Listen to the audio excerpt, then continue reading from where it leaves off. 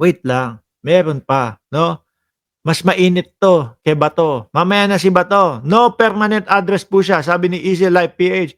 Eto muna, yung aide daw o staff ni Jewel Villanueva, nanigaw daw po. Oh, Tinuro at minura umano naku, ang bigat, oh. Dinuro at minura umano ni ng senior aide ni Senador Joel Villanueva ang isang elevator staff sa Senado. aray ko naman, bakit naman gano'n? Kung totoo ito, no? Elevator staff na nga lang. Oh, hindi ko naman po minamaliit yung trabaho na yan. Pero siyempre, bilang isa sa kasama mo pang araw-araw sa trabaho ninyo, walang maliit, walang malaki, eh hindi mo naman dapat yata ganun gawin. Unless kung naipit yung kamay mo doon sa elevator dahil sa kagagawan niya. Hindi naman yata. Sige, pakinggan ho natin mga boss. Ang insidenteng ito pinaiimbestigahan na ng Office of the Sergeant at Arms. Ako, dapat lang, no? Yan ang agenda report ni Hannah T. Siguro mainit. Nako, si boss ko, nadidiin. Si boss ko nasasabit sa flood control, nasasabit sa mga ghost project. Di ba? Kaya maiinit ang ulo. Mainit yung ulo ni boss, mainit din yung ulo ng mga nakapaligid sa kanya. Sabi ni Music Story, mainit ulo kasi amo niya makukulong at himas rehas daw, sabi ni Music Story. Sabi ni May Kasiguran, arrogante. Oh, kala mo naman kung sino daw. Game.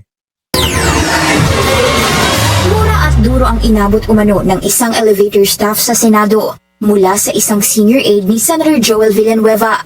Sa isang incident report, kinumpronta raw ni Renato Ju Digao ang elevator operator na si Jubel Chavez Agravante pasado 2:00 ng hapon nitong Martes. Siyempre pagka ganyan, no, kumbaga, ano na lang yan, tiklop na lang o yan. Tapos alam mo, no, na kasama sa staff ni Boss Jewel Villanueva, senador! Oh, tahimik na lang yan. Siyempre, yung isa naman, ay, matapang ako, malakas kami dito sa Senado. Ano? Mura at duro ang aabutin mo sa akin. Sabi ni Slap, Joel is Lord, hallelujah, instrumental play. Iba ka, boss? Kompleto, Ricardos. Yung ano mo, mga comment mo. Tumaas umano ang boses ni Mr. Digao nang tanungin si Ms. Agravante kung bakit may pushcarts na pinapasok sa Dali, miss pa. The stated that Mr. Digao questioned her. Babae pa yung sinigawan? Ganon? The stated that Mr. Digao questioned her in a raised voice as to why were pushcart being allowed inside the VIP. Oh! VIP naman kasi sila. Bakit hinahaluan nyo ng mga pushcart? No? Hindi, mga kababayan ha, ito.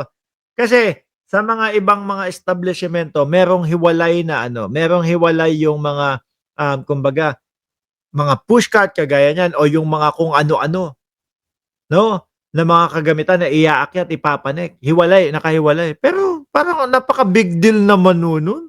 Saglit lang kayo magkakasama sa elevator. 'Di ba? Wala naman siguro mawawala kung may pushcart. O sabihin mo na, nasakop yung buong elevator. 'Di ba? Sabihin mo na, nasakop yung buong elevator, pero makakasakay ka pa din. Kailangan mo lang, imbis na nakaganyan ka, kailangan mong gumanon. For siguro, sabihin na natin, 30 segundo, 1 minuto na lang. O, 2 minuto mo na, 2 minuto, imbis na kaganyan ka, nung parang matikas na pagtayo mo, gumanyan ka ba naman? Para kayo sabay-sabay makapanik o sabay-sabay makababa. O, di ba? Hindi ho. VIP kami dito. Hindi kami pwede masabayan ng pushcart. Ganun po ba? Grabe naman kayo. Liit naman ang tingin niya sa ibang tao kung ganyan kayo. Oh. VIP elevator ng Senado. Sagot ni Agravante, yun pa lang ang operational nang mangyari ang insidente. Bunsod ng repairs ng 2 iba pang elevator. Kaya Wala naman palang choice. No? Kumbaga, yun lang yung gumagana pansamantala kasi nire-repair yung iba. Natural. Siguro sasabay talaga sa inyo. 'Di ba? Kasi wala namang ibang sasakyan. Ikaw naman, boss, no? Porket VIP, porket nandiyan ka sa Staff ni Boss Jewel Villanueva, eh. Grabe na kayong makaano sa mga tao. Humaba raw ang pila sa lobby. May maintenance staff din na sinuservice pa ang elevators matapos ang nangyaring sunog sa Senado nitong linggo. Ayon sa source ng Dahil nasunugan. Sabi ni PJ Tube, ni-repair dahil nasunugan ang Senate. Given naman ho yun. Diba? Maiintindihan naman ho yun, mga kababayan. Bakit yung ibang tao, napakataas? VIP ako. Julalay ako ni Boss Jewel. Dehins ako pwede na makasabay yung mga pushcart. Ibang klase kayo dyan. politico.com.ph. Sa kanilang pag-uusap, sumigaw umano si Mr. Digaw, nagmura at dinuro ang elevator staff.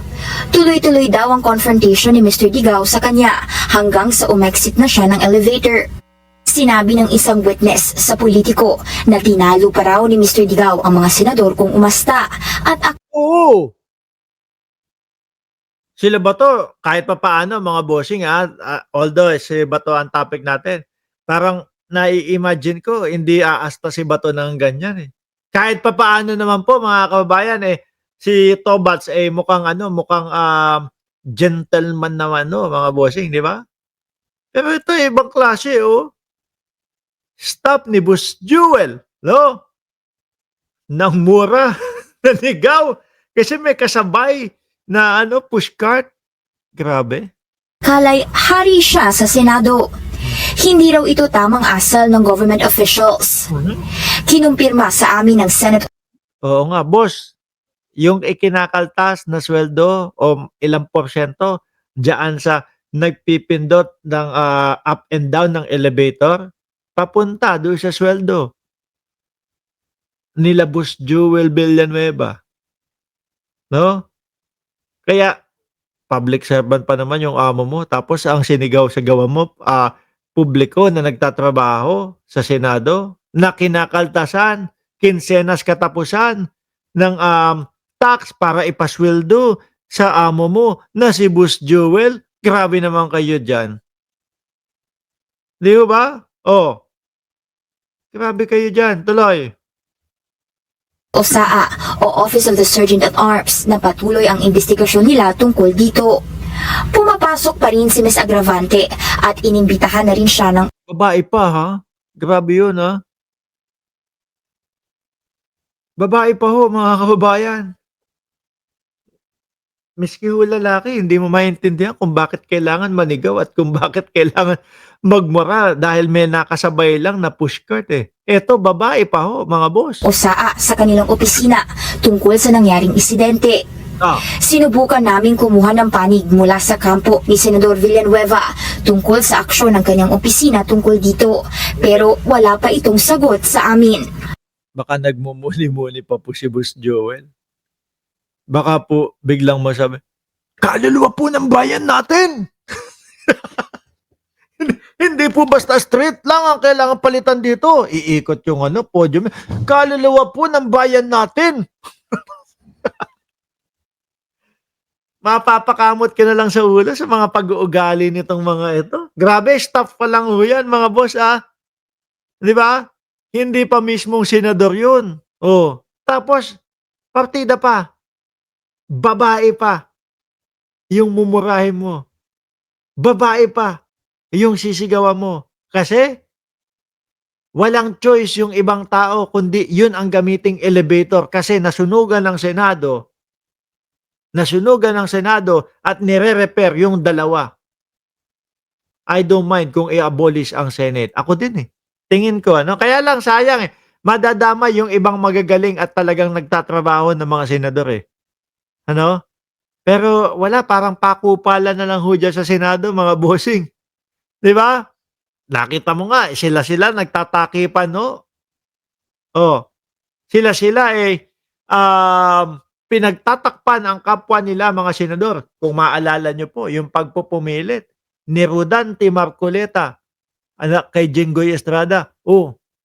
Ship ka na, ship. Ship ka na, ship.